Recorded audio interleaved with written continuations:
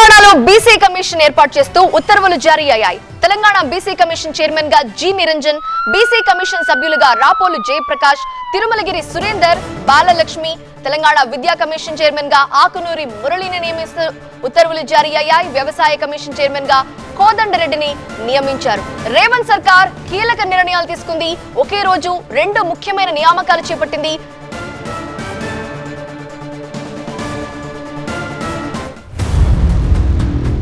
రేవంత్ సర్కార్ కీలక నిర్ణయాలు తీసుకుంది. ప్రీ ప్రైమరీ నుంచి సాంకేతిక విద్య, యూనివర్సిటీ స్థాయి విద్య వరకు నూతన విద్యా విధానాన్ని రూపొందించేందుకు కొత్తగా తెలంగాణ విద్యా కమిషన్ను ఏర్పాటు చేసింది. ఉన్నత విద్యలో నాణ్యత ప్రమాణాలు పెంచడమే లక్ష్యంగా నిర్ణయం తీసుకున్న ప్రభుత్వం తెలంగాణ విద్యా కమిషన్ చైర్మన్ గా మాజీ ఐఏఎస్ ఆకునూరి మురళిని నియమించింది. ఈ బాధ్యతలను సీఎం రేవంత్ ఎవరికి అప్పగిస్తారనే దానిపై కొంతకాలంగా చర్చ జరుగుతోంది. అనుభవం కలిగిన విద్యావేత్తకు కమిషన్ చైర్మన్ బాధ్యతలు అప్పగించాలని సీఎం రేవంత్ అనుకుంటున్నారని, ఈ నేపథ్యంలో దీనికి కోదండరాంను చైర్మన్ గా నియమించవచ్చనే ప్రచారం జరిగింది. అయితే ఇటీవల ఆయన ఎమ్మెల్సీగా ఎంపికయ్యారు.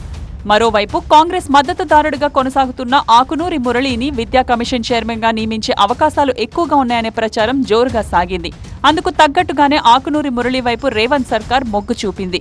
ప్రభుత్వ బడులను కార్పొరేట్ కు ధీటుగా తీర్చిదిద్దాలనే లక్ష్యంతోన్న రేవంత్ సర్కార్ అందులో భాగంగానే ఈ నిర్ణయం తీసుకున్నట్టు తెలుస్తోంది. విద్యా కమిషన్ చైర్మన్ తో పాటు మరికొన్ని కమిషన్ల చైర్మన్ కూడా ప్రకటించింది ప్రభుత్వం. వ్యవసాయ కమిషన్ చైర్మన్ గా కాంగ్రెస్ సీనియర్ నేత కోదండరెడ్డిని ఎంపిక చేసింది. బీసీ కమిషన్ చైర్మన్ గా జి నిరంజన్ ను నియమించింది. ఇక బీసీ కమిషన్ సభ్యులుగా రాపోలు జయప్రకాష్, తిరుమలగిరి సురేందర్, బాలలక్ష్మిలను నియమించారు. నామినేటెడ్ పదవుల భర్తీలో భాగంగా పలు కీలక నిర్ణయాలు తీసుకుంటున్న రేవంత్ సర్కార్ రాబోయే రోజుల్లో ఎవరెవరికి పదవులు కట్టబెడుతుందో అనే ఉత్కంఠ కాంగ్రెస్ వర్గాల్లో నెలకొంది.